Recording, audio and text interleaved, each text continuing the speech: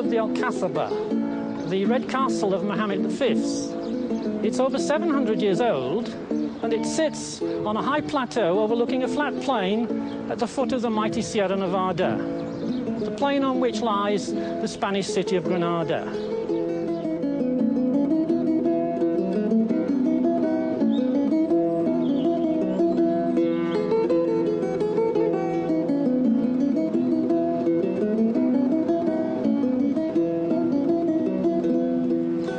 Over there are the magnificent royal palaces of the Moorish kings. This entire area is famed throughout the world, and it's known as the Alhambra. Now, our interest in the Alhambra comes from the elaborate decorations which are found on the internal walls of the palaces.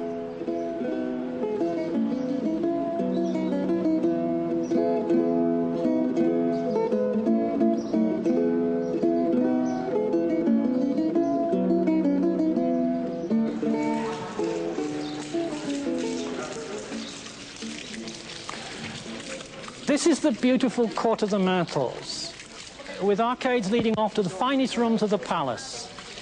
Visiting dignitaries used to pass through here and into the Hall of the Ambassadors. Throughout the Alhambra, every wall you look at presents a new and intricate pattern to the eye.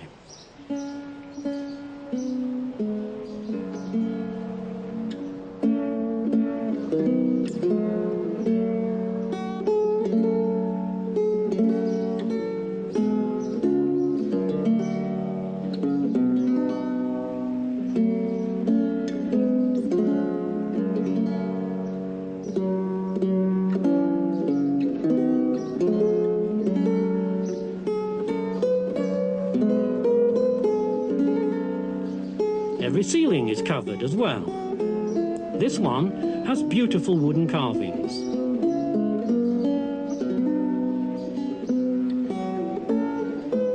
Many of the patterns are of breathtaking complexity. Just imagine the task of building up this elaborate mosaic.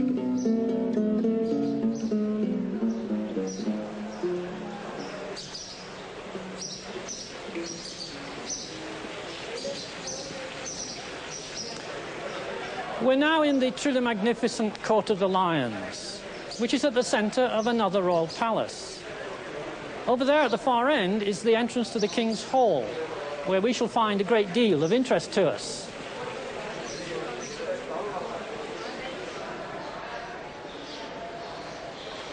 There are a dozen or more different patterns in the King's Hall. The carved plasterwork is particularly spectacular.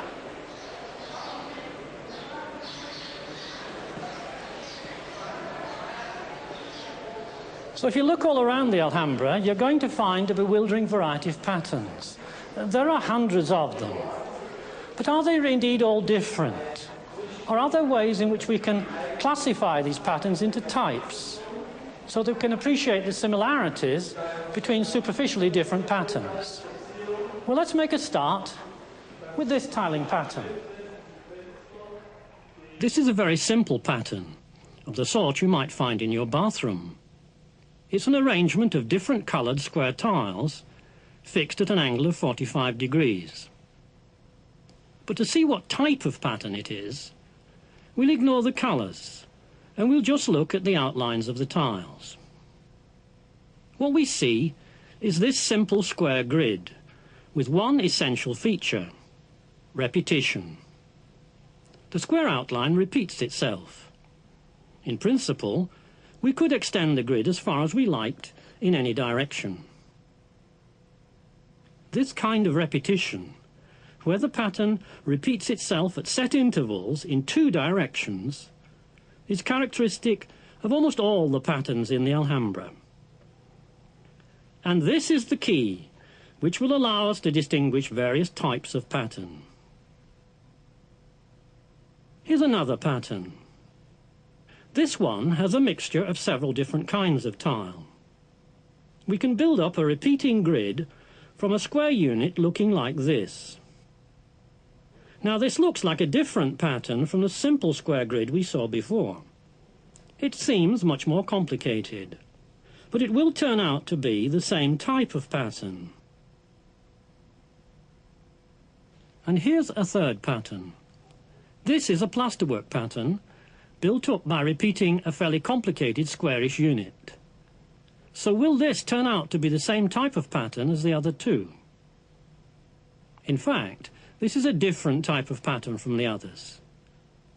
You can appreciate the difference if you imagine what would happen if you took a mirror and reflected the patterns from left to right. Let's go back to this tiling pattern. We'll reflect it in a vertical mirror. This is what happens. The reflected copy looks exactly the same as the original. Now return to the plasterwork pattern. We'll try reflecting this pattern in a vertical mirror. Will the lines inside the square be in the same position after the reflection? No, they won't. You can still see some of the dark-coloured lines from the background. The reflected lines don't always cover them up, and so this time the reflected copy looks different. The same thing happens if we try a horizontal mirror. We might even put the mirror at one corner of the square and see if the reflected pattern matched a region outside the original square. But again, it doesn't. No matter where we place the mirror, we can't get the original pattern back again. It's rather like the difference between right-handed and left-handed patterns. So this is a different type of pattern from the tiling pattern we saw before. So two patterns can be of different types because one of them always looks different when you reflect it in a mirror. And the examples we've seen can be called square patterns and handed square patterns. Now, what other ways are there in which two patterns can differ? This tiling pattern can be found in two of the alcoves in the Court of the Myrtles. It's unusual in that many of the tiles have curved edges. And here's a plasterwork pattern from the King's Hall. This pattern doesn't have any curves, but there is a similarity with the pattern of curved tiles. Look at this region of the plasterwork pattern. Now take this point inside the region and rotate the pattern around that point. If we stop here, we'll have rotated a third of a complete turn, and the pattern matches itself. The dark lines in the background are exactly covered by the lines in the rotated region. We say that we can perform a rotation of order 3 about this point. Now let's look at the curved tiles. Once again, we'll look at a region of the pattern shaped like this. Take this point inside the region and rotate a third of a turn.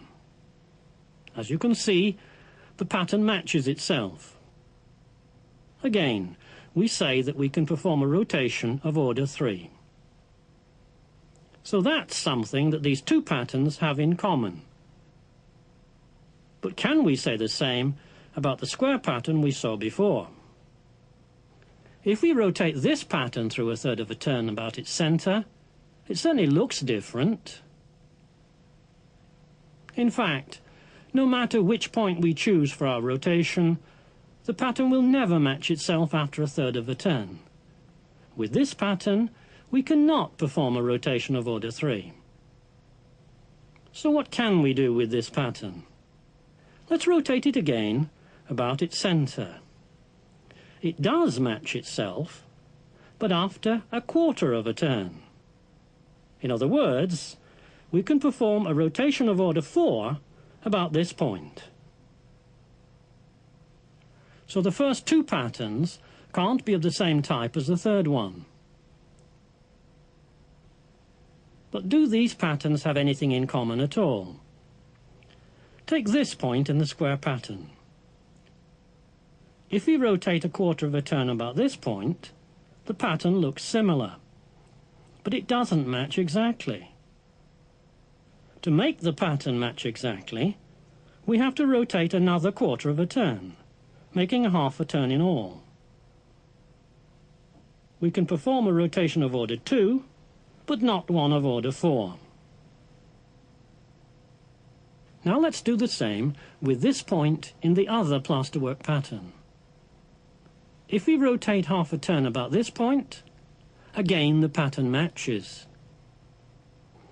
So, choosing different points for the center of rotation can give different effects. If we choose this point, we can rotate a third of a turn and get a match. But if we choose this point, we must rotate half a turn to get a match. But what happens if we choose this point instead? We only have to rotate a sixth of a turn about this point for the pattern to match. So if we choose this point, we can perform a rotation of order 6. Now suppose we look at two more tiling patterns in the same kind of way.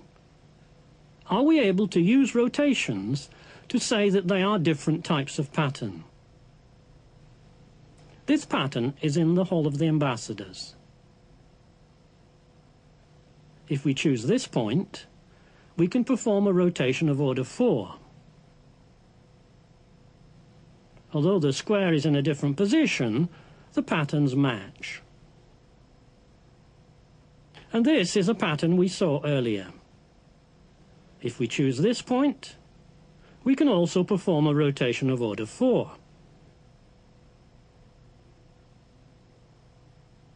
So are these two patterns of the same type?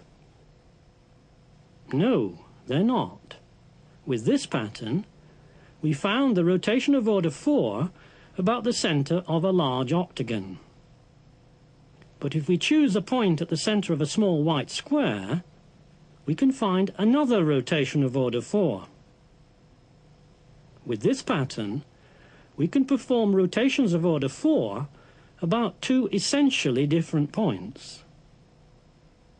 But in this other pattern, we can't find a different rotation of order 4. Each such rotation is about the center of a four-pointed star.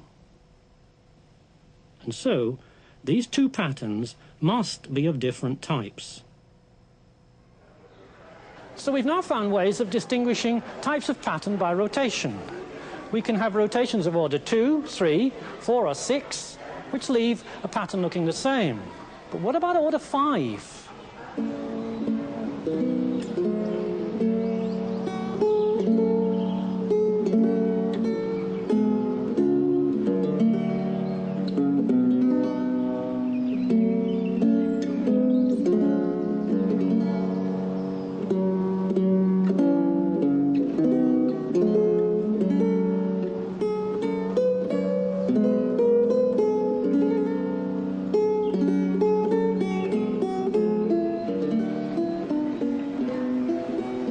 Now we've looked all over the Alhambra and we can't find a repeating pattern that looks the same 5 ways up.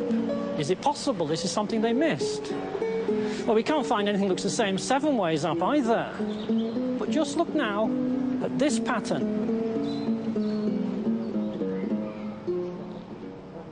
At first sight, this tiling pattern looks like we could rotate it through 1/8 of a turn and it would match itself.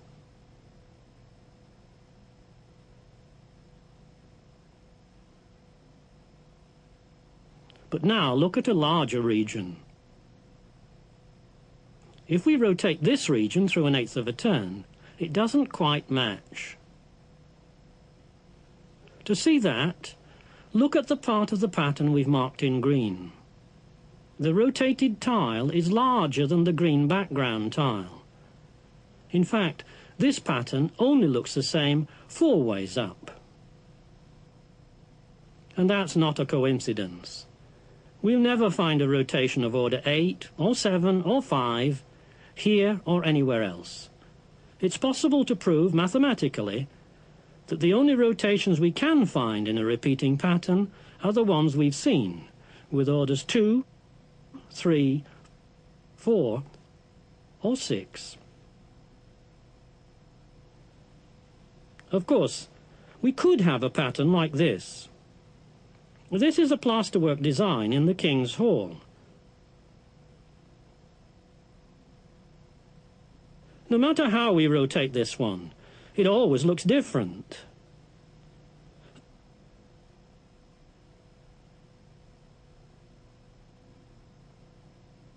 And so this is yet another different type of pattern. The same is true of this carved pattern from the Hall of the Ambassadors. If we rotate it, it looks different. But could both these patterns be of the same type? Take the first one. If we reflect it in a mirror, it still looks the same. What about the second one? If we reflect this one in a mirror,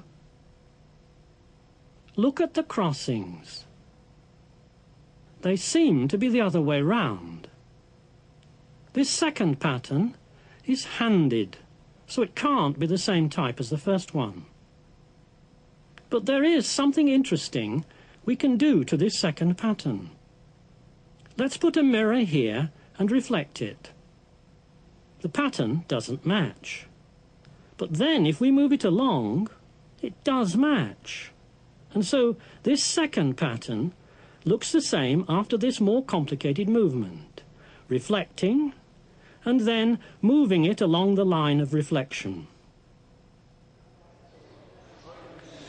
We've now discovered various ways of distinguishing between different types of pattern, looking to see if you can reflect them or not, perhaps involving moving them along at the same time, looking for rotations of orders 2, 3, 4, or 6 about different points.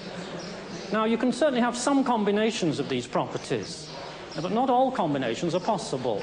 You'll look in vain for any pattern which exhibits a rotation of order 3, say, about one point, and a rotation of order 4 about another. So, in fact, there turns out to be a limited number of different types of pattern. If we classify types by the operations that can be performed while still maintaining the appearance of the pattern, it's possible to show that there are just 17 different types of repeating pattern. And we've seen many of these types in the Alhambra. For instance, take this pattern we looked at before. We can perform a rotation of order 4 about this point, a rotation of order 2 about this point,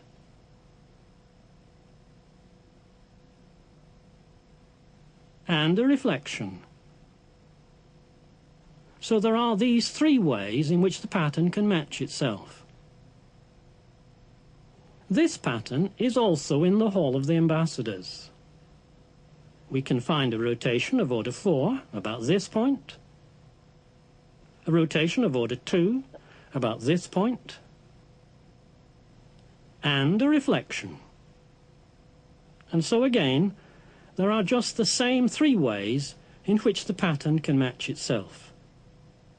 In fact, these 2 patterns belong to the same type. It's one of the 17 types. Now, when we've been looking at the types of pattern created by the tilings here in the Alhambra, we've deliberately ignored the fact that most of the tiles are coloured. Now, of course, the colouring adds to the beauty of the decoration, and if you take it into account, it can modify the type of the pattern. But it can also produce another kind of effect. Just look now at the tiles in this small alcove. When you look at this design, you'll probably see the pattern made by the small black tiles. Each black tile is shaped like an aeroplane wing. But if you keep looking, you'll notice that the gaps, the white tiles, have exactly the same shape. Each white tile is also shaped like a wing. The white pattern is just like the black pattern. And if you're interested in modern art, you may have seen something like this before. This is part of a woodcut called Day and Night by the Dutch artist Moritz Escher. There's obviously a similarity to what we've just been looking at, but it's much more than that. Escher himself travelled to the Alhambra in 1936. It was his second visit, and he spent many days studying the patterns. A sketch from one of his notebooks shows how this idea of matching black and white patterns gave him a vision of interlocking birds. And 2 years later, he was able to use this idea to create the mirror image landscapes of day and night.